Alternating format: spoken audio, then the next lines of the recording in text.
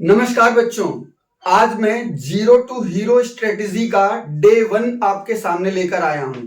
आज की वीडियो में मैं आपको ऐसा क्वेश्चन बताने वाला हूं जो 100% आपके बोर्ड एग्जाम में 5 मार्क्स का पूछा जाने वाला है।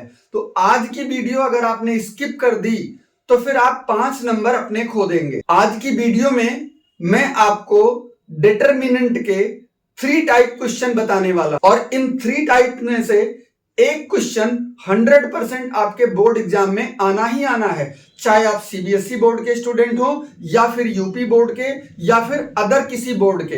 अगर आप सीबीएसई बोर्ड के स्टूडेंट हो तो आपके एग्जाम में ये क्वेश्चन 5 मार्क्स में आएगा। अगर आप यूपी बोर्ड के स्टूडेंट हो तो यही सेम क्वेश्चन आपके एग्जाम में 8 मार्क्स का होगा। अगर आप किसी अदर बोर्ड के स्टूडेंट हो तो यही क्वेश्चन 6 या 5 मार्क्स का हो सकता है। आपने डिटरमिनेंट यूज करके XYZ की वैल्यू निकालने के बहुत सारे तरीके देखे होंगे, लेकिन हमारा तरीका बिल्कुल यूनिक होने वाला है। इस तरीके को देखने के बाद मुझे 100% भरोसा है आप हमेशा इसी तरीके का यूज करके क्वेश्चन लगाओगे और कभी आपका क्वेश्चन रॉन्ग नहीं जाएगा। तो बिना देर किए हुए हम अपने पहले क्वेश्चन को स्टार्ट करते हैं। आज का हमारा फर्स्ट क्वेश्चन ये आपके सामने लिखा हुआ है। यहां पर मैट्रिक्स ए दी हुई है।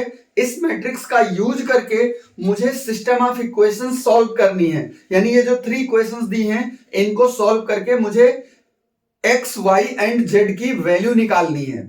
आपने अब से पहले जब भी इस तरीके का क्वेश्चन सॉल्व किया होगा तो आप एक लंबी चौड़ी कैलकुलेशन करके आंसर निकालते हैं, अच्छा खासा टाइम लगाते हैं और लास्ट में पता चलता है कोई ना कोई गलती हो गई, कोई साइन छूट गया जिससे आपका पूरा क्वेश्चन बेकार हो गया। तो आज मैं आपको ऐसा तरीका बताऊंगा जहां पर आपको साइन की कोई प्रॉब्लम नहीं होने वाली है, मतलब साइन मुझे चेक करने की जरूरत नहीं है। तो बिना देर किए हुए मैं क्वेश्चन स्टार्ट करता हूं। मुझे ये मैट्रिक्स दी हुई है, मुझसे कहा गया है इसका पहले इनवर्स निकालो। कभी कभी एग्जाम में केवल मैट्रिक्स दे करके इनवर्स पूछ लेता है, तो आप अगर केवल इनवर्स पूछा है तो डायरेक्ट आप इसका यूज करके, इस मेथड का यूज करके इनवर्स निकाल के आप अपना आंसर दे सकते हो। अगर सॉल्व करना है तो आप इस क्वेश्चन को ध्यान से देखो। सबसे पहले मैं इसके कोफैक्टर्स निकालूंगा।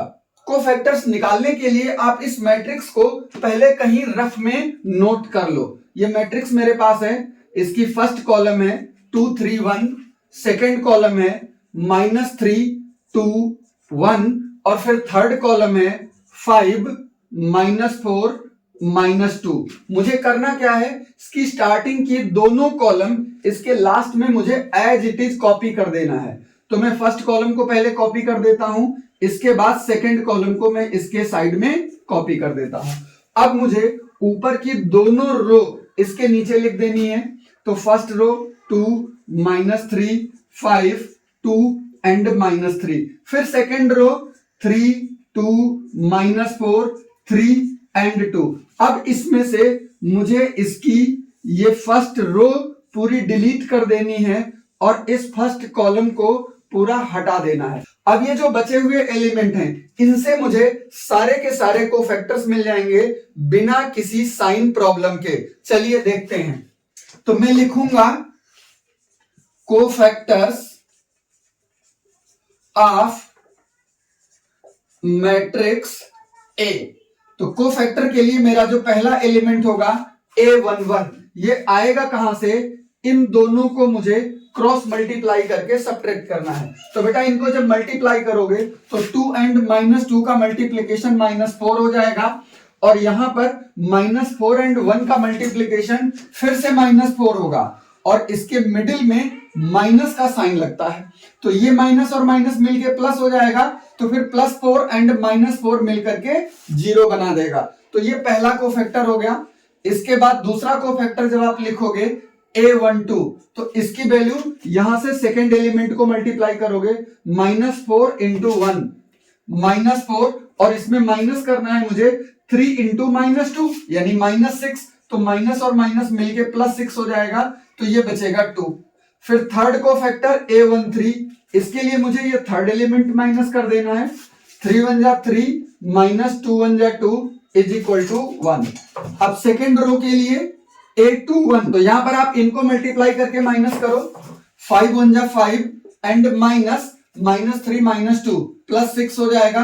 तो ये बचेगा -1 A22 -2 इंटू 2 -4 एंड -5, ये मिलके -9 हो गया। A23 इसके लिए इन दोनों को मल्टीप्लाई करो, -3 एंड -2 मिलके -5 हो जाएगा। फिर थर्ड रो A31 इनको मल्टीप्लाई करो, 4 3 जा 12 -5 2 जा 10, ये 2 बचा मेरे पास। A32 इसको मल्टीप्लाई कर दो, 5 3 जा 15 और माइनस माइनस प्लस 4 2 जा 8 मिल करके 23 हो गया। फिर A33 इसको भी मल्टीप्लाई कर दो, 2 2 जा 4 माइनस और माइनस प्लस हो जाएगा, 3 3 जा 9 इज इक्वल टू 13। ये मेरे सारे के सारे 9 को फैक्टर्स आ गए। अब आप इन को फैक्टर्स का यूज करके एडजॉइंट निकाल सकते हो। एडजॉइंट ऑफ मैट्रिक्स ए होता क्या है, ये सारे को फैक्टर्स आप मैट्रिक्स में लिख दो, 0 2 1, सेकेंड रो है -1 -9 -5, थर्ड रो है 2 23 एंड 13, और इसका मुझे ट्रांसपोज करना होता है। ट्रांसपोज में क्या होगा, मुझे इसकी रो को कॉलम बना देना है। तो आप इसकी रो को कॉलम बना दो, फर्स्ट रो को आप फर्स्ट कॉलम के प्लेस पर लिख दो, सेकेंड रो को आप सेकेंड कॉलम प्लेस पे लिख दो, और थर्ड रो को आप थर्ड कॉलम प्लेस पर लिख दो। अब ये मेरे पास एडजॉइंट ए आ गया, बट मुझे तो इनवर्स चाहिए। इनवर्स के लिए मुझे यहां डिटरमिनेंट भी निकालना पड़ेगा। तो बेटा डिटरमिनेंट निकालने का तरीका भी बहुत आसान है।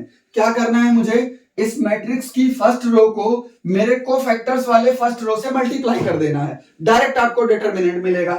चलिए करते हैं, 2 एंड 0 0 हो गया, -3 एंड 2 का मल्टीप्लीकेशन -6 हो जाएगा, 5 एंड 1 का मल्टीप्लीकेशन +5 हो जाएगा, और फाइनली इसका आंसर होगा -1। ये कभी भी 0 के इक्वल नहीं होना चाहिए। अगर ये 0 हो गया तो फिर ए इनवर्स एग्जिस्ट नहीं करेगा। ये 0 के इक्वल नहीं है, इसका मतलब ए इनवर्स एग्जिस्ट कर रहा है। तो मैं अब ए इनवर्स निकाल देता हूं। Therefore A inverse is equal to, इसके लिए फॉर्मूला होता है adjoint A upon determinant of A. तो डिटरमिनेंट मेरा -1 आया है, तो मैं सिंपली माइनस का साइन लगा देता हूं और पूरी एडजॉइंट ए की वैल्यू को लिख देता हूं। ये 0 2 1 -1 -9 -5 2 23 13, और ये मेरा फर्स्ट आंसर हो गया, क्योंकि क्वेश्चन में आपसे पूछा गया था फाइंड ए इनवर्स। ये मैंने निकाल दिया। कई बार सिर्फ इतना ही पूछ लेता है तो आप इतना ही लगा के छोड़ सकते हो, बट यहां पर इस इनवर्स को यूज करके मुझे आगे भी सॉल्व करना है। इनवर्स निकालने के बाद मुझे इन तीनों इक्वेशंस को सॉल्व करना है उसी इनवर्स को यूज करते हुए। तब देखिए मुझे क्या करना है। अब मैं लिखूंगा the system of equation can be written as, मुझे इसको मैट्रिक्स फॉर्म में लिखना है। मैट्रिक्स फॉर्म में मुझे कैसे लिखना है, आप मैट्रिक्स का सिंबल बनाइए और इनके कोफिशिएंट्स को इसके अंदर लिख दीजिए। तो x का कोफिशिएंट है 2, फिर y का कोफिशिएंट है -3 एंड z का कोफिशिएंट है 5। फिर यही काम सेकेंड इक्वेशन के साथ 3 2 -4 1 1 -2। इसके बाद मुझे इसके वेरिएबल्स की मैट्रिक्स लेनी है x y z, और इक्वल टू लास्ट में मुझे इन कांस्टेंट टर्म्स को लेना है, जो कि है 11 -5 -3। अब आप अपने क्वेश्चन से मैच करो तो आपको दिखेगा ये वाली वैल्यू ए मैट्रिक्स को रिप्रेजेंट कर रही है। तो यहां पर मैं कैपिटल ए लिख देता हूं, इसको कैपिटल एक्स से रिप्रेजेंट करते हैं, और इसको मैं बी लिख सकता हूं। तो मुझे यहां से x निकालना है, तो मैं इस a को दूसरी डायरेक्शन में ट्रांसफर कर दूंगा। वैसे तरीका तो ये होता है कि दोनों डायरेक्शन में आप a इनवर्स से इसको मल्टीप्लाई कर दो, तो आपके पास रिजल्ट बनेगा ax is equal to a inverse b। मुझे सबकी वैल्यू पता है, x की जगह पर है x y z is equal to A inverse की जगह पर मैंने ये वैल्यू निकाल के रखी है और b के प्लेस पर मेरे पास है 11 -5 एंड -3। अब मैं इस माइनस को बाहर लिखा रहने देता हूं और इन दोनों को मल्टीप्लाई करता हूं। मल्टीप्लाई करने का तरीका क्या है, इसकी फर्स्ट रो को मुझे इस फर्स्ट कॉलम से मल्टीप्लाई कर देना है। तो 0 को 11 से मल्टीप्लाई करोगे 0 आएगा, -1 को -5 से मल्टीप्लाई करोगे +5 होगा, 2 एंड -3 को मल्टीप्लाई कर दोगे -6 हो जाएगा। यही काम सेकेंड रो के साथ 2 एंड 11 का मल्टीप्लीकेशन 22, -9 एंड -5 से मिलकर के बन जाएगा प्लस का 45, 23 एंड -3 को मल्टीप्लाई कर दोगे तो ये माइनस का 69 हो जाएगा। फिर थर्ड रो को मल्टीप्लाई करोगे 1 11 11 -5 प्लस 25 एंड माइनस का 39। अब इनको मुझे सॉल्व करना है। सॉल्व करने के लिए बाहर वाला माइनस आप बाहर लगा रहने दीजिए। अब यहां देखिए 5 और -6 सब्ट्रैक्ट होके -1 बचेगा। इन दोनों को आप ऐड कर दोगे तो ये 67 हो जाएगा। 67 में -69 सब्ट्रैक्ट करोगे तो ये -2 बचेगा। यहां पर इनको ऐड करोगे ये 36 हो जाएगा। 36 में 39 माइनस करोगे तो ये -3 बचेगा। तो फाइनली मेरे पास रिजल्ट आ गया, एक्स वाई जेड की जो वैल्यू है वो इक्वल टू हो गई, इस माइनस से इन तीनों को मल्टीप्लाई कर दो 1 2 3। तो फाइनल आंसर हो गया x is equal to 1, y is equal to 2 and z is equal to 3। और ये क्वेश्चन आपका रेडी है 5 मार्क्स के लिए, कहीं पर कोई गलती नहीं होगी। फिर भी आप प्रिकॉशन के लिए ये जो रिजल्ट आए हैं इनका आंसर चेक कर लो। कहां से, इन तीनों में से किसी भी क्वेश्चन में आप x y z की वैल्यू आप पुट करो, रिजल्ट आपका सेम आना चाहिए। क्योंकि 5 मार्क्स का क्वेश्चन है, जरा से भी गलती होगी तो बहुत कष्ट होगा। सेकेंड वैरायटी के क्वेश्चन में क्या होता है, डायरेक्टली आपको 3 इक्वेशंस दे दी जाएंगी। इक्वेशन सिंपल भी हो सकती हैं, थोड़ा सा क्रिटिकल भी हो सकती हैं। तो मैं ऐसी इक्वेशंस ले रहा हूं जो आपके बोर्ड एग्जाम के लिए इंपॉर्टेंट हो। ये रहा आपके सामने क्वेश्चन। आपको ये ध्यान रखना है, कोई जरूरी नहीं है जैसे ये फ्रैक्शन में इक्वेशन दी हुई है ऐसे फ्रैक्शन में आए। फ्रैक्शन में मैंने इसलिए लिया है क्योंकि ये क्वेश्चन इंपॉर्टेंट है। बाकी हो सकता है आपको क्वेश्चन बिना फ्रैक्शन के मिले। ऐसे क्वेश्चन में हम क्या करेंगे, सबसे पहले इन इक्वेशंस को मैट्रिक्स फॉर्म में लिखना है। तो इसके लिए मुझे सिर्फ लिखना है the system of equation can be written as. सबसे पहले मैं इसकी मैट्रिक्स बना दूंगा। तो मुझे एक्स वाई जेड तीनों का कोफिशिएंट्स लेना है। बट यहां x की जगह 1/x है, y की जगह 1/y है और z की जगह 1/z है। फिर भी मुझे लिखना नंबर सी है। तो पहली रो में है 2 -3 एंड 3। यहां से सेकेंड रो के लिए तीनों 1 है और यहां से थर्ड रो के लिए 3 -1 एंड 2। इसके बाद अब मुझे वेरिएबल्स लिखना होता है। तो वेरिएबल्स फ्रैक्शन में है तो इनको मैं फ्रैक्शन में लिख दूंगा 1/x 1/y 1/z और इक्वल टू में कांस्टेंट। कांस्टेंट मेरे पास क्या है 10 10 13। अब आप इनको इस मैट्रिक्स को a से रिप्रेजेंट कर सकते हो, वेरिएबल को कैपिटल X से और इसको B से। तो यहां पर मेरी जो मैट्रिक्स A बनी, ये नंबर्स आप इसके सामने लिख लो। ये है 2 -3 3 1 1 1 3 -1 2। अब जस्ट पहले वाला क्वेश्चन बन गया। इसका मुझे पहले कोफैक्टर फाइंड आउट करना है और कोफैक्टर फाइंड करने के लिए मैंने क्या सिखाया, मैं सबसे पहले इस पूरी मैट्रिक्स को अलग रफ में लिखूंगा 2 1 3 -3 1 -1 3 1 2। अब मुझे इसकी फर्स्ट कॉलम और सेकंड कॉलम को इसके साइड में लिख देना है 2 1 3 -3 1 -1। फर्स्ट रो को इसके नीचे 2 -3 3 2 -3। Second row 1 1 1 1 1। अब मुझे इसकी फर्स्ट रो और इस फर्स्ट कॉलम को कंप्लीटली हटा देना है। अब बचे हुए एलिमेंट से मुझे कोफैक्टर्स मिलेंगे। तो यहां पर मैं लिखूंगा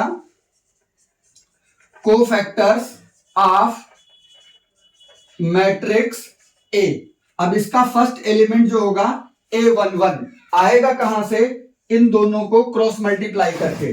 तो 1 एंड 2 का मल्टीप्लीकेशन 2 हुआ, माइनस का साइन लगाना है, 1 एंड -1 से -1 आएगा, तो ये माइनस और माइनस मिलके +1 is equal to 3। A12 second element, 3 1 जा 3 -2 1 जा 2, 1 हो गया।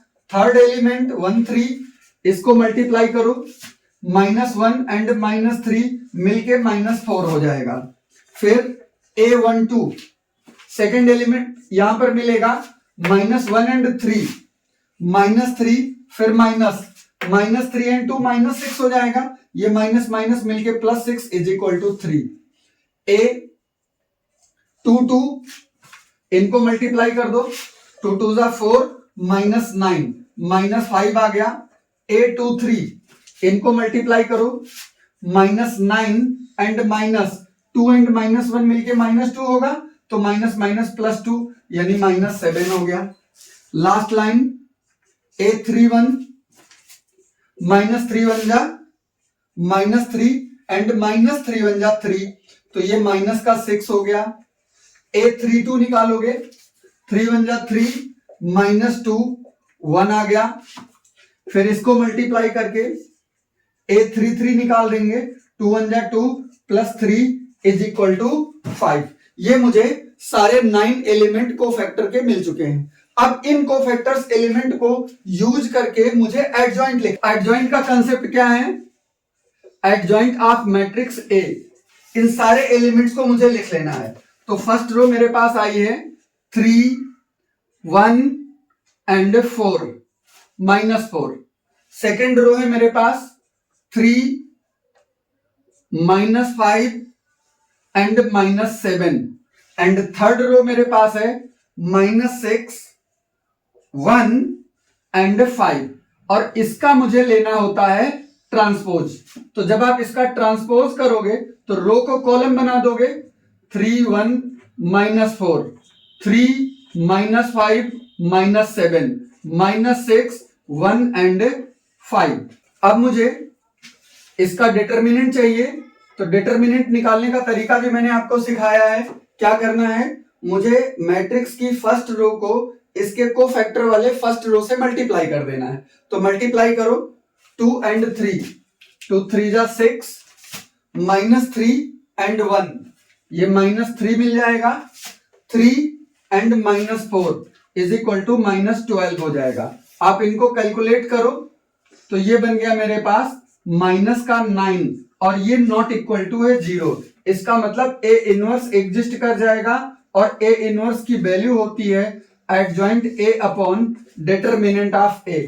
डिटर्मिनेंट मेरे पास -1/9 है और एडजॉइंट A हमने ऊपर निकाल के रखा है, 3 1 -4 3 -5 -7 -6 1 एंड 5।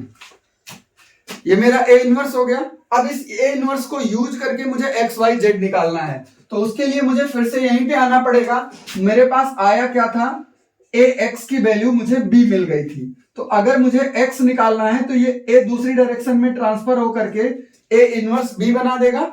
सबकी वैल्यू आप प्लॉट कर दो, तो x की जगह पे 1/x 1/y 1/z है, और इधर A इनवर्स मैंने निकाल के रखा है माइनस का 1/9 3 3 -6 1 -5 1 -4 -7 5, और साथ में B मेरे पास आया हुआ है 10 10 एंड 13 10 10 13। अब आप इनको मल्टीप्लाई करो, रिजल्ट आपको मिल जाएगा। इसके लिए मैं इधर से पहले थोड़ा सा रफ कर लेता हूं।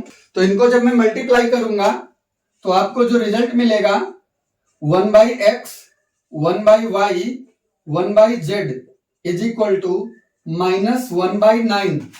मेरा रो और कॉलम मल्टीप्लाई होता है, तो फर्स्ट एलिमेंट फर्स्ट से 10 3 जा 30 प्लस 10 3 जा 30 एंड -6 13 जा 78। सेकेंड रो को करो 10 -15 एंड +1 13 जा 13। थर्ड रो को करो, माइनस का 40, माइनस का 70 और प्लस 65। इनको फर्दर कैलकुलेट करो, -1/9, ये हो गया 30 + 30 60। -78 में से माइनस कर दोगे तो ये बच जाएगा आपके पास माइनस का 18। इधर बचा मेरे पास 13 और प्लस 10 23, और 50 में से 23 माइनस कर दो तो ये बचेगा माइनस का 27। इधर मेरे पास बचा 70 -40 -70 + 65, ये बचेगा आपको माइनस का 45। अब आप 9 से इसको मल्टीप्लाई कर दोगे तो रिजल्ट मुझे मिलेगा 1/x 1/y 1/z is equal to 9 2 जा 18, 3 जा 27 एंड 5 जा 45। तो फाइनली 1/x की वैल्यू 2 है, 1/y की वैल्यू 3 है और 1/z की वैल्यू 5 है। बट मुझे x y z चाहिए होगा, सबको रेसिप्रोकल कर दो, x 1/2 आ जाएगा, y 1/3 आ जाएगा और z 1/5 हो जाएगा। और यही मेरा आंसर है। दोनों बिल्कुल एक जैसे हैं, फर्क क्या है? इससे पहले वाले क्वेश्चन में मुझे a इनवर्स पहले निकालना पड़ा, फिर इक्वेशन सॉल्व करना पड़ा। यहां क्या है, इक्वेशन पहले से दी हुई थी तो पहले a इनवर्स निकालूंगा फिर सॉल्व करूंगा। बट एक्चुअल में दोनों क्वेश्चन एक जैसे हैं, तो आपको चाहे जो मिले आप इजिली सॉल्व कर सकते हो। अब मेरा बचा थर्ड क्वेश्चन। क्वेश्चन की तीसरी वैरायटी आपके सामने लिखी हुई है। मुझे दो अलग अलग मैट्रिसेस दी हुई हैं, मुझसे कहा गया है पहले इनका प्रोडक्ट फाइंड आउट करो, उसके बाद ये जो सिस्टम ऑफ इक्वेशन दी हुई है इसको सॉल्व करो। इन तीन वैरायटी के क्वेश्चंस में से एक ना एक क्वेश्चन 100% आपको मिलना ही मिलना है। तो आइए जल्दी से इसको अभी सॉल्यूशन देख लेते हैं। तो सबसे पहले मैं दोनों मैट्रिसेस अलग अलग लेट कर लेता हूं। मैंने फर्स्ट मैट्रिक्स को ए लेट कर लिया है और सेकंड मैट्रिक्स को बी लेट कर लिया है। मुझसे इनका प्रोडक्ट पूछा हुआ है तो मैं ए एंड बी का प्रोडक्ट कर देता हूं। -4 -7 5 4 1 -3 4 3 -1। और दूसरी मैट्रिक्स है मेरे पास 1 1 2 -1 -2 1 -2 एंड 3।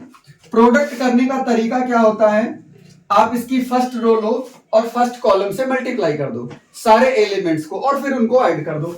तो -4 एंड 1 -4 4 + 1 4 इंटू 1 4 और +4 2 जा 8, ये मेरा फर्स्ट एलिमेंट हो गया। फिर इसी को सेकंड से करूंगा तो -4 एंड -1 का मल्टीप्लीकेशन +4 4 एंड -2 से -8 +4 1 जा 4, और फिर इसी को थर्ड से -4 4 2 जा -8 एंड 4 3 जा 12। अब यही काम सेकेंड रो के साथ करना है। तो 7 1 जा -7 +1 +3 2 जा 6। फिर सेकेंड कॉलम के साथ 7 -2 +3 1 जा 3, और फिर थर्ड कॉलम के साथ -7 एंड -2 +3 3 जा 9। फिर थर्ड रो को 5 1 जा 5 3 एंड -1 -3 एंड -2।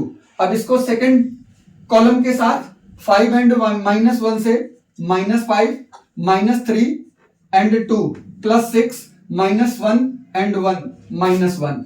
फिर थर्ड रो के साथ 5 1 जा 5 -3 +2 -3 -2 +6 बन जाएगा, -1 एंड 3 मिलकर के -3 बन जाएगा। अब आप इनको सिंप्लीफाई कर लो तो रिजल्ट में देखो क्या मिल रहा है। ये -4 +4 कैंसिल होकर के यहां पर 8 बचा, +4 यहां 0 हो गया, यहां भी 0 हो गया, यहां भी 0 हो गया, यहां पर फिर से 8 बच गया, यहां 0 हो गया, यहां 0, यहां 0 और यहां पर फिर से 8। सारे एलिमेंट्स में 8 कॉमन है, आप 8 कॉमन ले लीजिए तो ये बनेगा 1 0 0 0 1 0 0 0 1। ये 3/3 की आइडेंटिटी मैट्रिक्स हो गई, तो इसको मैं I से रिप्रेजेंट कर सकता हूं। यानी इन दोनों का प्रोडक्ट मेरे पास आ गया 8I। इसको मैं इधर लिख देता हूं, AB is equal to 8i।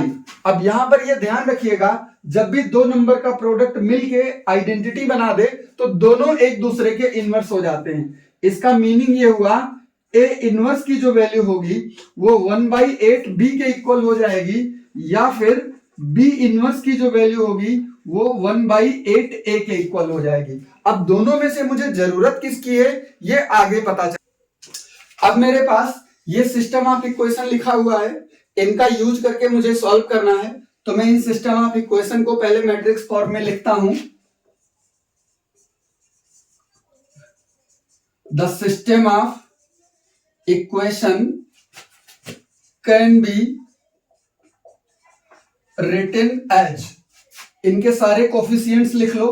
तो फर्स्ट इक्वेशन में है 1 -1 1, सेकेंड इक्वेशन से है 1 -2 -2, थर्ड इक्वेशन से है 2 1 एंड 3, और इसके बाद हम लिखते हैं वेरिएबल, ये है x y z, और इज इक्वल टू सारे कांस्टेंट, और ये है मेरे पास 4 9 और 1।